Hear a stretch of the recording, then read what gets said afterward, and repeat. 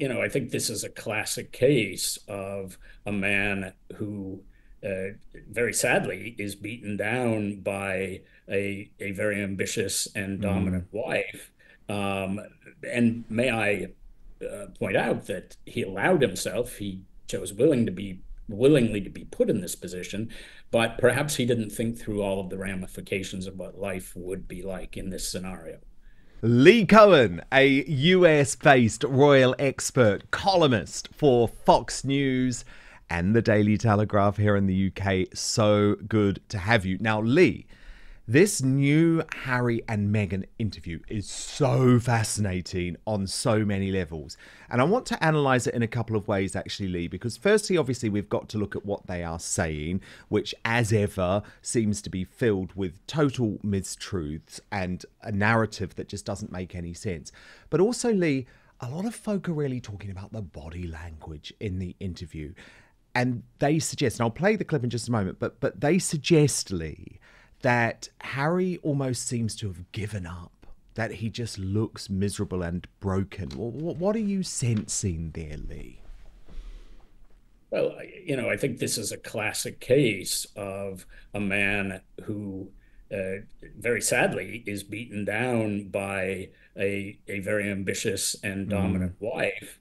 And may I point out that he allowed himself, he chose willingly to be put in this position, but perhaps he didn't think through all of the ramifications of what life would be like in this scenario. Yeah, I couldn't agree more with that. So this interview is with CBS Sunday Morning, the veteran presenter Jane Pauley, who again, let's be very honest about it, does seem to be a bit of a propagandist for the Sussexes because she, from what we've seen, doesn't ask any tough questions. But let's watch this preview and we'll analyse it off the back, Lee. And our kids are young, they're 3 and 5. They're amazing. But all you want to do as parents is protect them. And so as we can see what's happening in the online space, we know that there's a lot of work to be done there, and we're just happy to be able to be a part of Well, you change hope for that good. when your children ask for help, someone, is there to give it. If you know how to help. Thank you. At this point, we've got to the stage where almost every parent needs to be a first responder. And even the best first responders in the world wouldn't be able to tell the signs of possible suicide. That is the terrifying piece of this. Lee, I have so much to say about this interview, but I want to know what you think first. Well, once again, I think it's so classic Harry and Meghan. Meghan's an actress, but she sometimes doesn't hide her feelings and thoughts so well. We can see throughout this interview, and perhaps not immediately in the clip that you presented, but in other instances, and you referred to the body language, so I suspect we'll get back to that. But you're right, CBS is a network that's known to give them easy questions and easy time. Oprah didn't push back on and Stephen Colbert as well, James Corden. It's like if they want to get propaganda out, they go to CBS in the US and they go to Woke ITV in the UK. And they go to People magazine, and all of those are sympathetic Sussex sources. And, we know it, but it doesn't stop cringing when the actual interview plays out, and you think, anyone else would have said, wait a minute. Hey, wait a minute. We could make this so much more meaningful than letting them just, read their talking points. Yes, because the thing is, Lee, there are so many questions to ask about actually some real incongruities between what they're saying and what the reality is. So for me, when we're talking about internet safety, what I find particularly ironic is that no one has ever asked Harry and Meghan about the Sussex Squad. And the Sussex Squad, for folk that don't know, are a gang of internet trolls. They are the most vicious gang of internet trolls of the entire online age, Lee.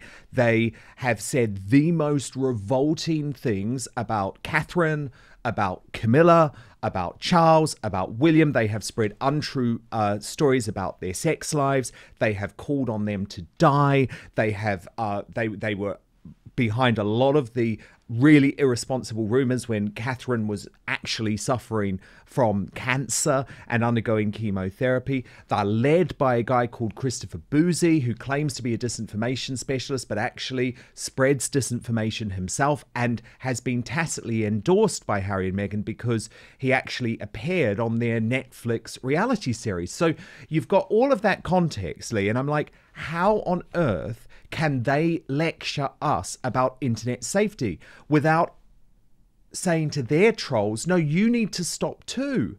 Stop slagging off my brother. We may have fallen out at the moment, but it's inappropriate that you go for him and talk about his sex life. It's inappropriate for you to bully my sister-in-law who's undergoing chemotherapy, but they don't do that. Lee, they allow the Sussex Squad to continue doing their dirty work, and I just can't take them seriously as a result when they are talking about internet safety. I just think it's ludicrous.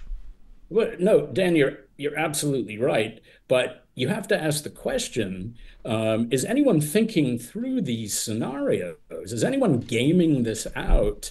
I know we do this in politics, and I suspect that the royal family have in their employ some very gifted messaging people, and unfortunately for Harry and Meghan, they no longer have the palace to shield them from making grievous PR errors like this, where they're accusing others of doing exactly that of which they themselves are guilty.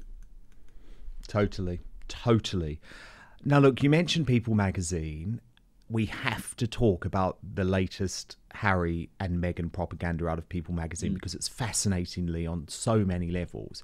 So firstly, they have decided to put it out there via their friends, and we know that their friends, as you say, Lee, use People magazine because they used People magazine, remember, to leak the Thomas Markle letter, the letter that Meghan had written to her father and then actually sued the Mail on Sunday for publishing, which was really ironic given it was her friends who put it in the public domain in the first place. So People magazine is where they choose to get out their news and much of their narrative.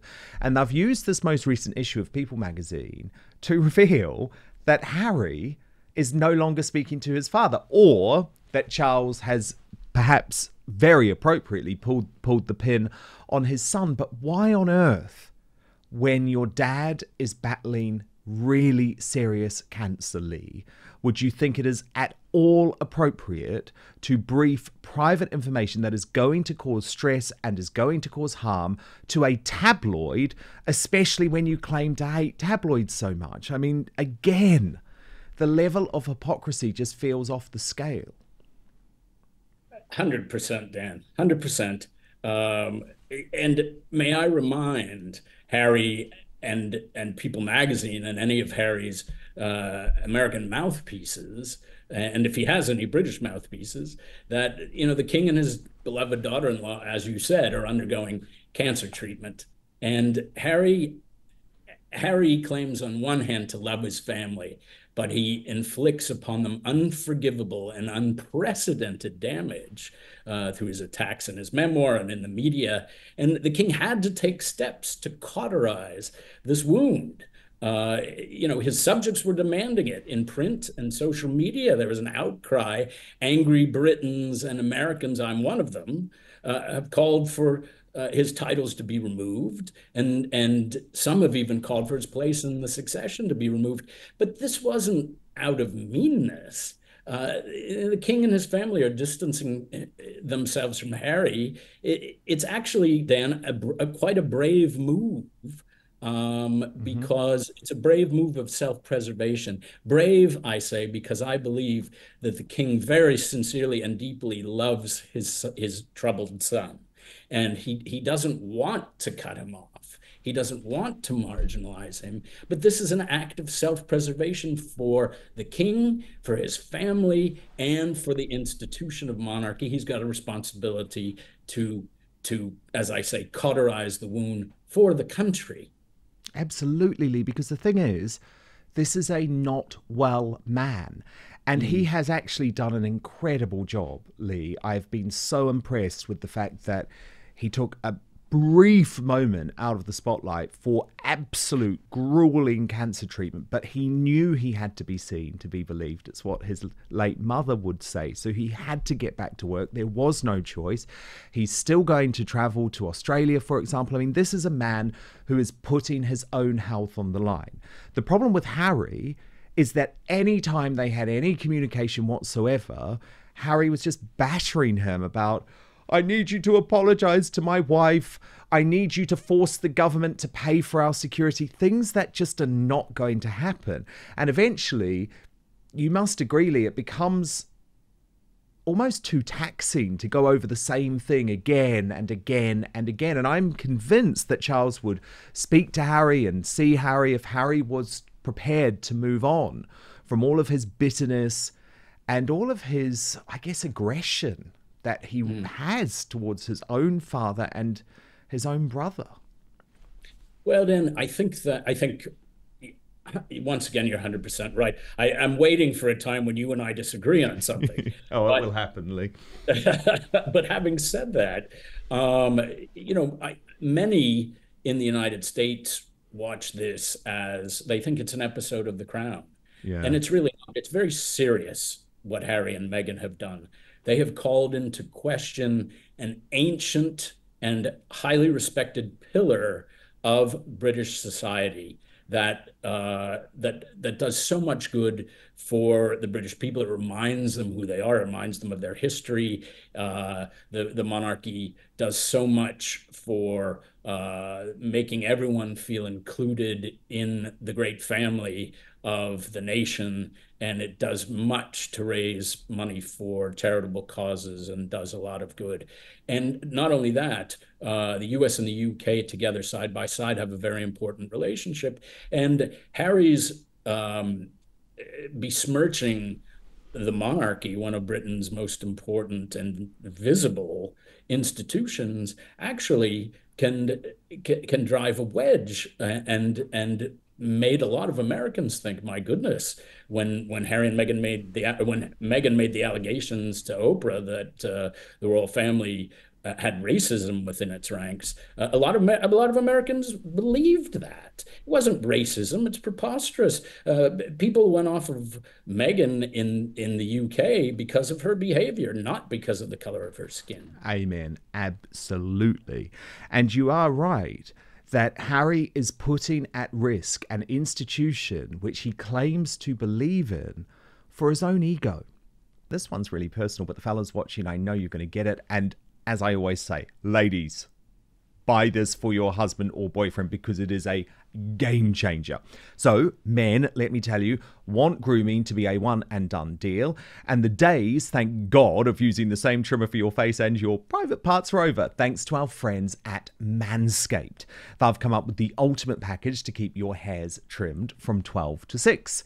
Introducing, and I have it right here, the Beard and Balls Bundle, featuring the Lawnmower 5.0 Ultra. Look at how beautifully packaged it is. I've actually bought these for someone because it's such a good product. And the Beard Hedger as well. But it's not the type of lawnmower that you might be thinking of, like that one. But this product provides precision trimming for all areas, even the sensitive ones, that will get you manicured as good as freshly cut grass. So I'm talking about a trimmer for the moneymaker, another for the boys downstairs, and the trimmer gets it right the first time, being gentle on the skin in all your delicate places. With 2 interchangeable skin-safe blade heads, you can choose between a precise trim or a smooth finish. And did I mention it's waterproof, so you can trim in the shower and avoid a mess everywhere.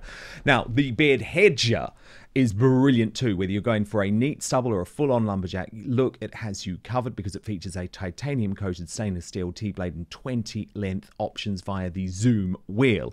Just like the lawnmower, the Beard Hedger is also waterproof, which means you can handle your beard grooming in the sink or the shower without worrying about water damage. It has 60 minutes of runtime, an LED charge indicator, and you'll never be caught mid-trim as a result. This is a gentle product too. You're not going to be cut, and actually, Mark, trust me on this, it will increase your confidence, this product. Brilliant thing is, we have such a good deal today. 20% off and free shipping. What you have to do is go to www.manscaped.com and use the code OUTSPOKEN. So when you put all of your things into your shopping bag, at the end of the experience, type in Outspoken, and my goodness, the money just comes off. It's so good. No more juggling multiple tools or dealing with subpar results. Just efficient, effective grooming wherever you need it for the premium grooming experience. Trust Manscaped. And it's so wrong. And you know who would be particularly disgusted, Lee? His mum, his mother, Princess Diana, because when Diana turned on Charles, and let's be honest, she did very publicly in the Panorama interview, she was always so clearly, this was never about besmirching the monarchy. She believed in the monarchy. She believed in the importance of the royal family. She knew that the Queen did incredible work, but what she was saying is that she thought that the crown should probably be passed directly to William, which, you know, at some point in the 20th century it would have been, because of course Charles was in love with a divorcee. Now, thankfully, and I believe sensibly, the monarchy did modernise to allow Charles to have that wedding with Camilla, and I do think that was an important modernisation. But the point is that Diana never tried to bring down the monarchy. She had her issues with her ex-husband, but it wasn't about the monarchy, whereas Harry turns what's personal into a real institutional crisis again and again. I guess the only hope I have, Lee, is that maybe, just maybe now, it's a case of diminishing returns. Every time he speaks, he becomes less credible and less important. Mm-hmm. Well, I think a lot of what you just said is interesting. You know, for their part, you said that Diana didn't want to bring down the monarchy. The Duke and Duchess of Windsor, who are in a lot of ways analogous to the Duke and Duchess of Sussex, they too, they essentially went away. They had that ill-planned German tour of Germany that I mentioned, but they didn't, continue to seek to undermine and steal the spotlight and constantly run interference the way that Harry and Meghan have. No, indeed. Now, look, the other bombshell revelation from this People magazine cover with Prince Harry, Lee, regards Meghan and his lawsuits. And I found this equally fascinating, actually, because she is making it clear via her friends to People magazine once again that she disagrees with the lawfare, and that's what it is lawfare, that Harry is conducting against the British newspapers. Now, the quotes are couched in very positive terms. Oh, look, we know he's just doing this to try and protect his family. But she does make it clear that actually she wishes he could move on. She wishes that he could live in the moment. Now, that to me feels like a very significant split in their marriage, Lee, because Harry has made it clear that this is the mission of his life. He's not giving up. Yet you've got Meghan, the wife who claims that she's going to support him through everything, saying the mission of your life is wrong. It's not making you happy. Now, in this case, I actually completely agree with Meghan, and it's not often I say that, but it's damn weird for a wife to be effectively briefing against her own husband on the pages of People magazine, right? What is going on? When I read that, Dan, the only thing that I can come up with is I don't believe we can ever take these two at their word, because what they put out there always is calculated in some way towards some end. And, by Meghan saying this, it's, Meghan the Bountiful once again, Meghan Mother Teresa, she's concerned about her husband, and she's concerned about the great weight of all of this that he has upon his shoulders, that I might add was all brought on by him and her. So in saying that, I believe it struck me that she was being Mother Bountiful here. Yeah, it's interesting though, isn't it? Because I just don't know why they would publicize splits in their marriage. And it's not the first time that it's happened, Lee, because do you remember, and this was with the Daily Telegraph this time, but the Daily Telegraph do speak to people in Meghan's team. It was around the release of Spare. And Meghan made it clear that she didn't like much of the way that Harry was dealing with Spare to settle his scores. So it is odd. It's like she used to say, do you remember? She used to say, we're like salt and pepper. You know, you can't have one without the other. May I Doesn't offer, feel that way anymore. may I offer perhaps an alternative to that view? And that is perhaps they're being good cop, bad cop here. And you know, by Meghan saying something, perhaps it's meant, you know, they're looked at as the Sussexes, and when I'm writing about them, sometimes it's difficult to distinguish, you know, because they don't always do things in tandem, and sometimes Harry's giving an interview, and sometimes they're both giving an interview. But I think most of the world sees them as, you know, a monolithic thinking organization. So you And still think they are strong and united as a couple? I don't claim to know anything about their personal relationship, but I think that everything I go back to my supposition, Dan, that everything we see that's released to the media is calculated and it's baked in the mix. Yeah, indeed. Now, of course, at the last election, and this was just after Megxit, so it was pretty controversial at the time, Lee, but Harry and Meghan came as close as they possibly could to endorsing Joe Biden without actually saying the words. This election, a lot has changed. They're so far out of the royal family. They've split from the royal family. So there's a growing expectation, I believe, that you think this will be the case, that Meghan, I'm not sure about Harry, but that Meghan will more formally endorse Kamala Harris to be president. Well, let's be absolutely clear that she has not as of yet, and this is all supposition, but it's supposition based upon evidence from the past. So, Dan, and Kamala Harris, we have America's first queen. And I say that because in the Democrats' double dealing, America has its first queen, Kamala, whose bid for the Democratic presidential nomination was seen by many as a coronation, due to the fact that Harris is being anointed as the nominee, anointed as a queen almost, without the holy unctions and the oil and the archbishop, without a rigorous contest that is typically expected in the Democratic process. There was no contest. Right. Literally no contest, was there? It was a coronation. So the hypocrisy of this, because the Democrats are running around saying how undemocratic Trump is, how fascist Trump is, and then they pull a stunt like this. They get rid of Biden in a very undemocratic way, and they pull in Kamala Harris, who 3 days ago no one thought could win anything. And they decided she was the only hope to beat Donald Trump. Meghan hasn't yet, but I believe throwing her support to Kamala will be irresistible, Dan, for Meghan, the politically ambitious justice warrior.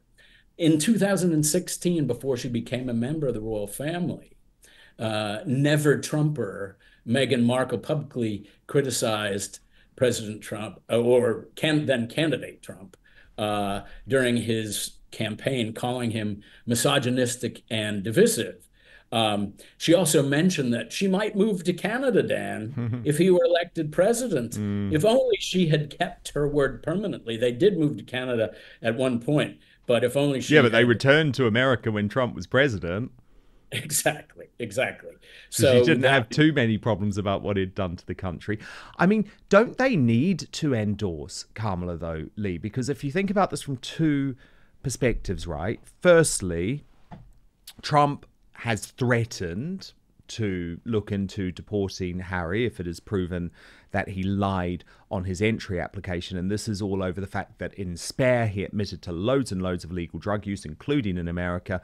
And actually, you're not allowed into the country if you've done that. So surely he couldn't have been honest on his immigration forms. And this is something, as you know, that the Heritage Foundation is fighting to be made public. But when Biden and the Biden administration is in power, that's never going to happen, because Biden absolutely loves Harry and Meghan, and so does Kamala. So you've got that, firstly, self-preservation. But secondly, Meghan, as you have described it earlier, an ambitious and dominant woman who has always fancied herself as a future American president, which seems ludicrous now, but surely she'll think that there might be some sort of job that Kamala could give her, whether it's advising. I'm not saying she'd immediately go to a cabinet position or anything like that. Surely even Kamala Harris isn't that mad. But there might be some sort of role for her, in the same way that we saw Kim Kardashian have some involvement in the Trump White House. Well, finally, Dan, there is something I disagree with you on. I think Kamala Harris is that mad, to be honest with you. No, I can't. Not Meghan Markle, cabinet secretary. What would she do? I can't even imagine it. Well, but the point is, this endorsing Kamala Harris would be a great way for Meghan to get in the massive election news cycle. And as we talked about earlier, you know, that's what the couple crave more than anything, is relevance and publicity. And it would also help elevate her own profile by aligning with Harris, who is the anti-Trump. But then it doesn't come without some risk. Endorsing Harris might negatively impact both Meghan and Kamala Harris, because like Harry and the recent Pat Tillman Award catastrophe with ESPN, where people were outraged that Harry had been given an award because they view him as divisive and controversial. Meghan is likewise viewed by a lot of the American public, and certainly a lot of the British public, as divisive and controversial.